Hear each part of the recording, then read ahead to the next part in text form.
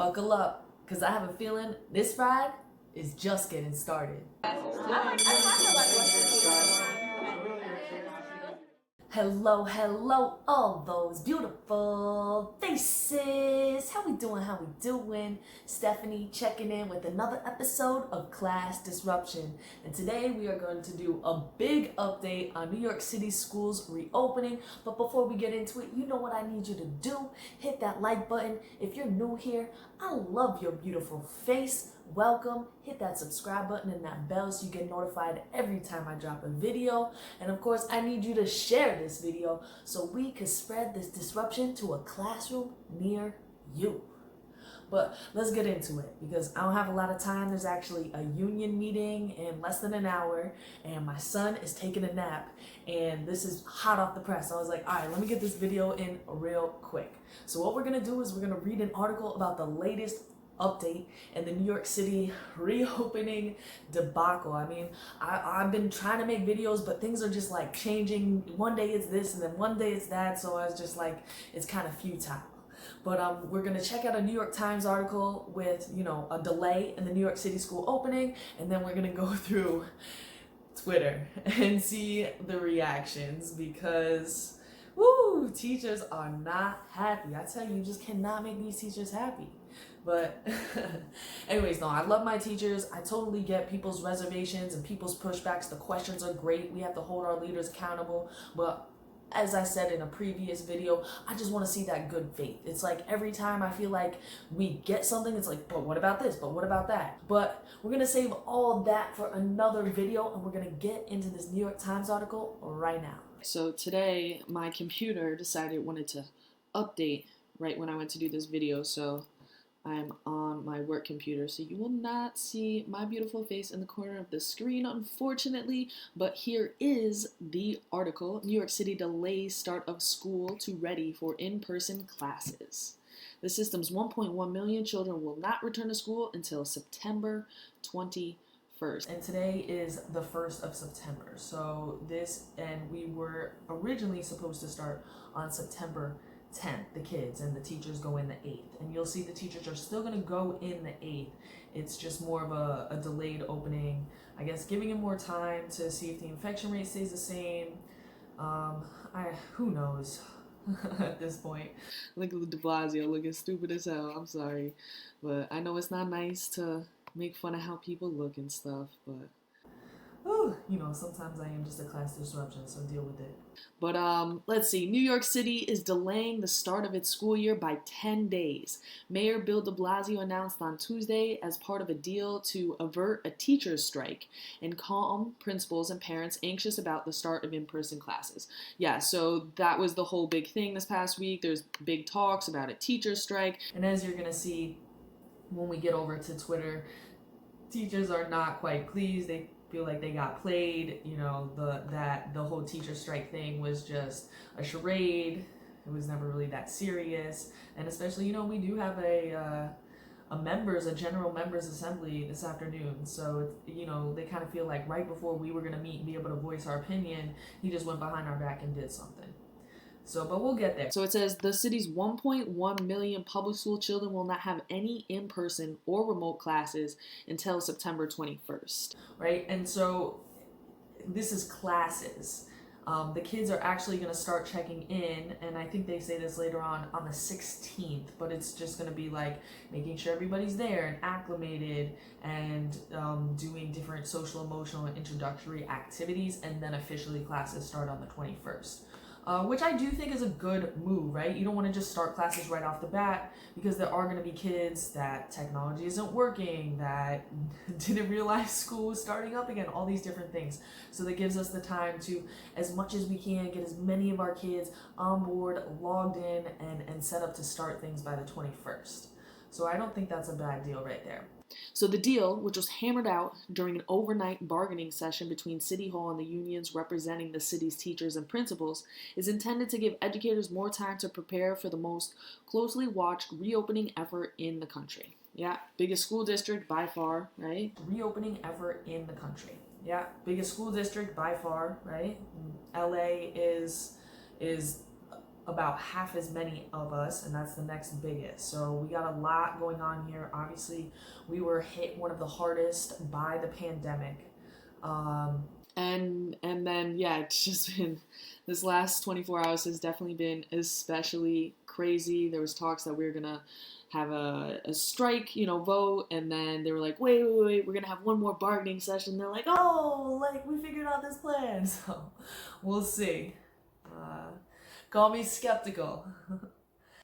The mayor announced the new date about a week before the scheduled first day of school. And again, leaving working families little time to rearrange their schedules. And this is really, what my concern has been the whole time is the parents and the families, right? This really should be something that we're all working together on, whether you agree with the way that our society is set up or not. Parents rely on the school for their kids to be. Is it a babysitting daycare? No, I addressed this in one of my previous videos, but it is an aspect of what we do. And then we're not just there to babysit them now, though, we're there to educate them. But it makes it really hard for working families, which most of the kids who attend, public schools in general, but definitely in New York City, are working parents. And how can we really get things going again? How can we get back to creating the opportunity that America represents if we're not working?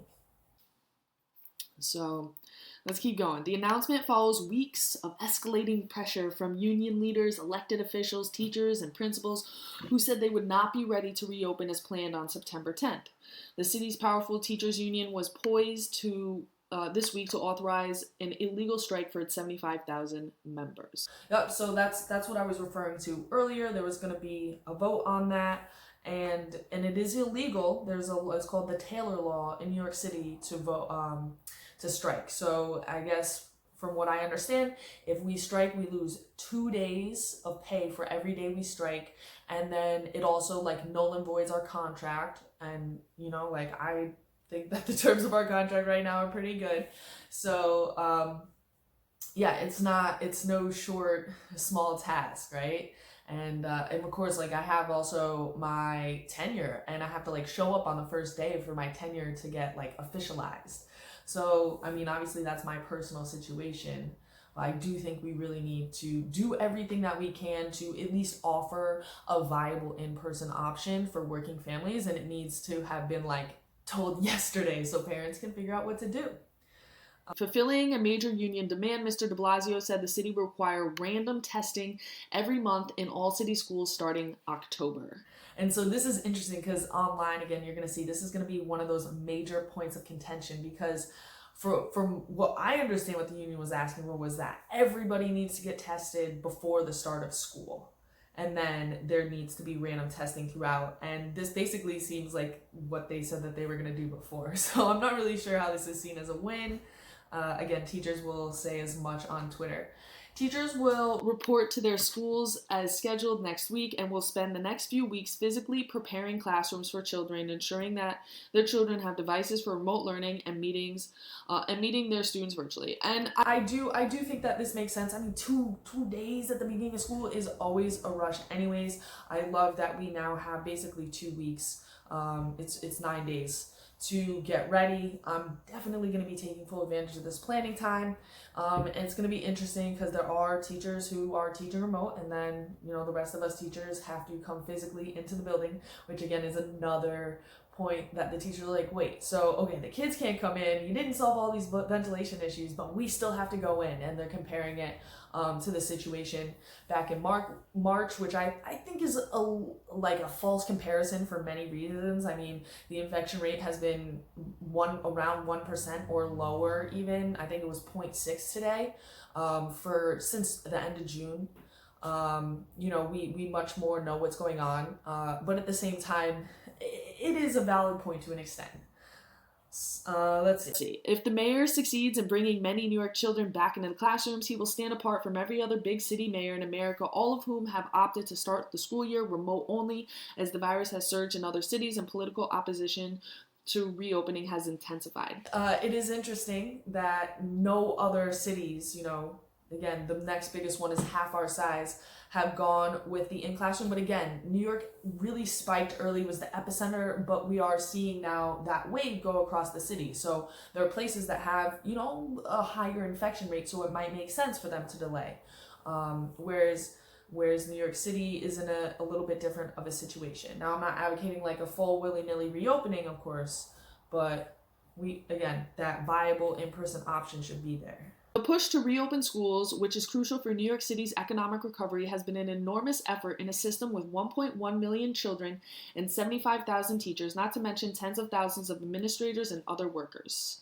The mayor had argued the system's mostly low-income Black and Latino students urgently needed in-person classes, an assertion widely supported by education experts. Yeah, but particularly low income, whose parents just don't have the time and the money or the resources to provide supplements, right? Even if they want to, sometimes you just don't have the time. Like, you yourself have to go to work, and if there's no option or no place for your kids to go, you just kind of got to go with grandma. You got to go, if they're old enough, maybe they don't need somebody to watch them, but the TV. So that in-person is super crucial. I definitely know my son is excited to go back. He wakes up every morning, he puts his backpack on and he gets dressed and he's like, "Hey Ma, do I look like a schoolboy?" I gotta get a video of it. Oh man, it's so good. And then again, especially being in an urban city, we're gonna get into all those additional kind of issues that come with that, and having such a large population. Says, we have an enormous population of vulnerable public school children who have been largely failed by remote learning. About 750,000 public school children in New York City are poor, roughly 200,000 have disabilities, and 114,000 are homeless. So again, just schools, even though they're sometimes not thought of as cornerstones of our community, that's the way I like to think about them. And really, that is the way that they function when we're talking about supporting kids that have a lot of different needs and need that support and don't always have the time and the resources at home to get it. So the mayor's been insisting that schools would be ready to reopen as originally scheduled on September 10th, which frustrated many teachers and principals who said they did not believe Mr. DeBlasio understood the depths of challenges they faced on the ground. And again, this has always been sort of my angle too. It's like, okay, like, I do believe that to an extent it's feasible to open the schools to start, at least I would definitely advocate a phased in approach. But just the level of incompetence and inability to clearly communicate from the mayor, from the union, for everybody, it's just been a complete mess, and it does not give me high faith. Still, that being said, with, mitigation, social distancing, less kids than normally in classrooms, windows wide open, I do think it's reasonable to get back in there. Officials have vowed to distribute 4 million face masks, 3.5 million water bottles of hand sanitizer, 80,000 containers of disinfectant wipes, more than 3,500 electrostatic sprayers, which is equipment that you can spray to clean things. They've been using them on the subways, protective gear. And then here's one of the big concerns is educators raised concerns about ventilation in aging school buildings and said they did not understand how often they or their students should be tested. And beyond safety concerns, principals said they did not have enough information or to support essentially creating two complementary versions of school, one in person and one online.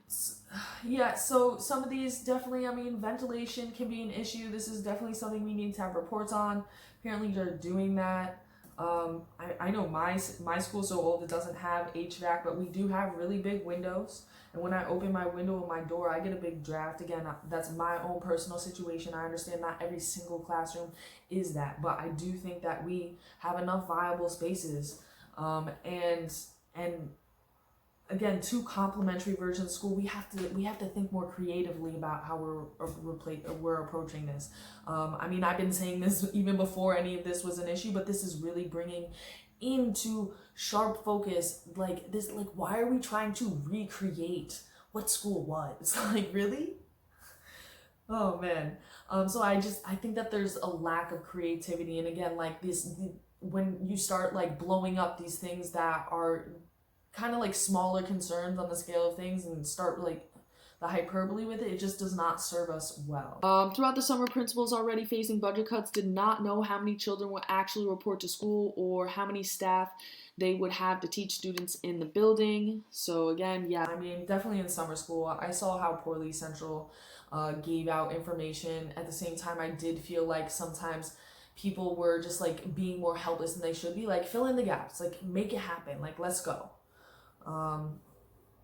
So on both sides, there's definitely issues. Michael Mulgrew, the influential leader of the city's teacher union, UFT, had faced enormous pressure from his members who were fearful about returning to the classroom. The business community has urged him not to obstruct reopening, but he suggested that he might authorize yes. So this was another big thing again, talking about teachers online. They're gonna feel like they got played by Michael Mulgrew, but he did recently again talk to people in the business. And we need to get kids back to work. It's essential if we want to get back to any type of normal schedule. You know, how can employers, if the kids aren't in school and they've got, you know, their employees working from home and the kids are there, then they're not going to be able to, you know, get the full focus of their workers, and they're not going to start being able to bring their workers back into physical locations because the kids aren't in school and they have to stay. So there's a lot of connecting dots here. And teachers, you know, we play a valuable role in society, and I kind of feel like we're undervaluing ourselves here. And I know people are gonna go on me, oh, we don't get paid, da da da, this and that. Like, let's talk about it. I mean, I feel pretty well compensated. I want to make another video on that. A lot of people have been hitting me up about that specific topic, actually. Mr. Mulgrew had declared the city that the mayor's legacy would be tarnished if he reopened schools as originally planned, suggesting it would be one of the biggest debacles in history. Anyways, they go on more about how what the mayor's plan is, that kids are only going to be going there 3 days a week, 1 to 3 days a week, have online instruction. Oh, sound like somebody woke up over there. You okay? All right, let me finish this up and I'll come see you.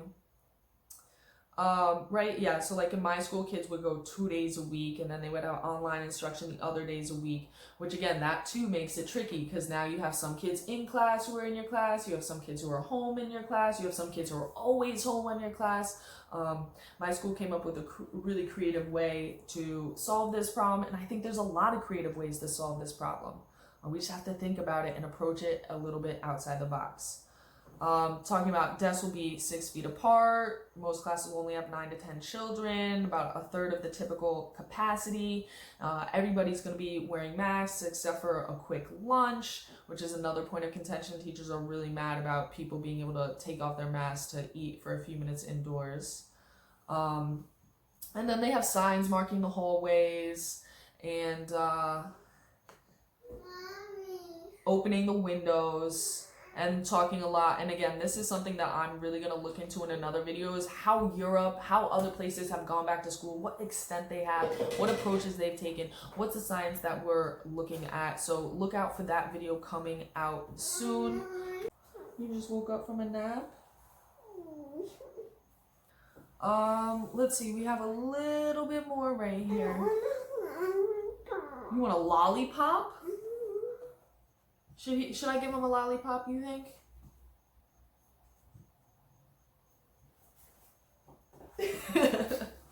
Alright, hold on. We gotta get the boy a lollipop. Alright, where were we? I don't think we necessarily need to read the whole thing. I do want to highlight a couple other things, though. So right here, we've defied predictions of a second wave. Again, this is stuff that I'm going to go into when I go over the research and the data about reopening schools. Public health experts generally agree that city schools can reopen as long as adequate testing and strict safety measures are in place. And then again, it could help stabilize the economy. Nearly 70% of employers ranked it as one of the top 3 most important issues. And there's people who have been really, really pushing for the mayor to delay They quote some of them in here, talk about how Cuomo has been, kind of staying out, making comments here or there, talking about the colleges that reopened and then had to shut. So, and then here it talks about there's white parents are more willing to send their kids back than parents of color.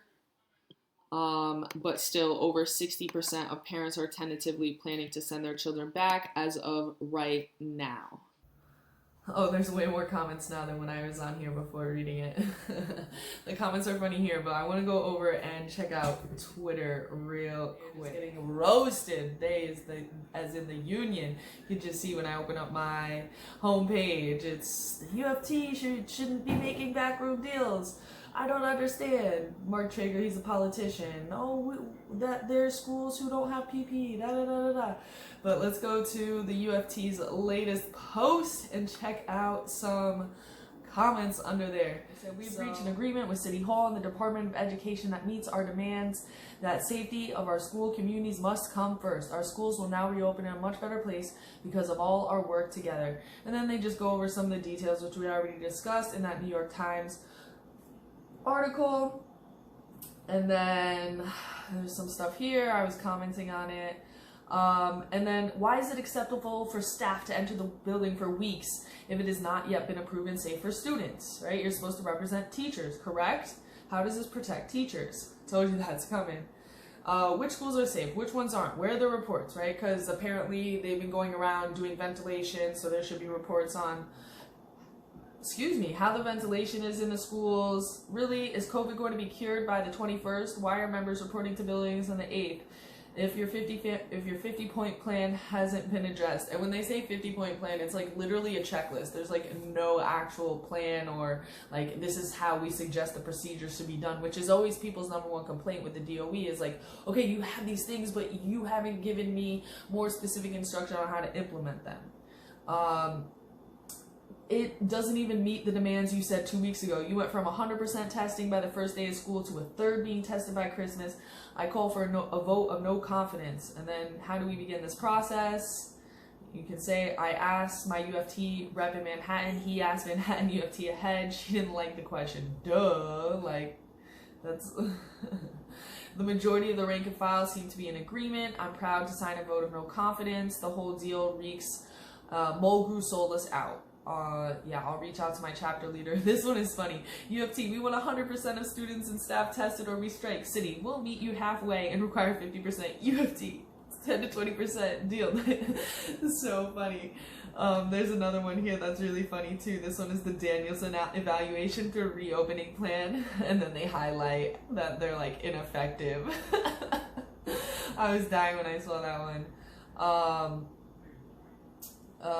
We doesn't include the people who you represent, which is like really something I've always said about the union. You sold us out again, and that's a sentiment that you'll see throughout this right here. This is not a victory, it's a power play. Schools should be starting remotely next week with tons of resources and support for kids and families through the crisis. Let's see what the reply was to this. Okay. Yeah, I think that is a pretty good counter. Like, it's another giving why I was like, oh, it's good that teachers have time to plan. It's tough for families, like I think that there is a way to do both. Like give teachers a lot of PD, a lot of planning time, and then still do something daily for students to check in and get them going and started. Did you? Because I feel like we were just sold out. It meets about 20% of our demands. You sold us out. Turn around, man. Too dangerous. Could get sick, most likely. Oh, this is funny. So this is somebody who's actually like making fun of teachers, being like, you guys are being over dramatic, which I do agree with to an extent. Complaining about instructional lunch. So you get the theme here. There's the union is not having a lot of support. I mean, these are the same games that they were playing back in March when they did the whole like we lost our spring break, and when he was doing that, he was like, we have to work these days, but you should be getting your Easter and your Passover holiday, which were Thursday and Friday at the end of the week, and he was like, hopefully, but there was just something in me that's like, I don't feel like he means that. I feel like he wanted to just like break it up into two, like we won this, and then try to blame it on the city that they like go behind our backs and took those 2 other days. But I think there was a lot of backroom, wheeling and dealing and theatrics involved. Just like here, like I don't even know like what their motivations could be. Like it just does not seem like any of what they're doing is politically popular with anyone. So I mean, it's not like they have a political future. I guess DeBlasio and Carranza, he's been always unpopular, and Mulgrew looks like he's gonna be voted out. So unless they got like some swanky like corporate job lined up for after they destroy New York City and all the property prices go down and they come in and they buy them up, and they're back away collecting their nice easy. I don't get it. I don't get anything of what's going on right now. Oh man, it's frustrating, but at the same time, I've gotten to a place where I don't know. It's like, this is life, man. And if we're not having fun, if we're not having a good time, if we're not finding a way to love each other and to appreciate what we got, man, I just can't. I can't let it bring me down anymore. So every single moment, I'm putting my frustrations into trying to do something positive with these videos. If there's a topic that you want me to speak on, if you want to talk more about this or what's going on with you, reach out to me. Hit me up in those comments or in those DMs on Instagram. My Instagram and my Twitter information linked in the description down below. I mean, the news cycle is just insane right now, especially for schools. I mean, there's just so many there's so much power at stake, right? You have the schools themselves and those admin, then you have the central, and then you have the unions, and then you have the parents, and then you just have like the governments more generally who use the schools to have their, it's just like, oh man, I'm optimistic though, and I can't help that. I really hope that these are just like pains that you go through when there's change that's gonna be coming about. I hope that this does weaken the power of the unions, and I hope that parents do get more choice, which would inherently lessen the power of the government has in it. There's just too much power and money in it, and not enough control from the people who it actually matters to, which is the parents, and then secondly the teachers. So let me know in those comments down below. What are you thinking? How's your school reopening going? I know New York City opens later than most, so you're either, well into your online stuff. Some of you I know are doing in person, like Becky out there in Virginia. So let me know what's going on in your district. Of course, if you haven't already, hit that like button. If you're new here, I love your beautiful face, man. It is a beautiful day and it's just shining. Welcome. I need you to hit that subscribe button, hit that bell to get notified every time I drop a video. If you're feeling generous or you know a friend who's looking to support some teachers, you can support my classroom using PayPal or Cash App. Those links are also in the description down below. And like I said, it's crazy times. So you know what you need to do, right? Stay foolish, y'all.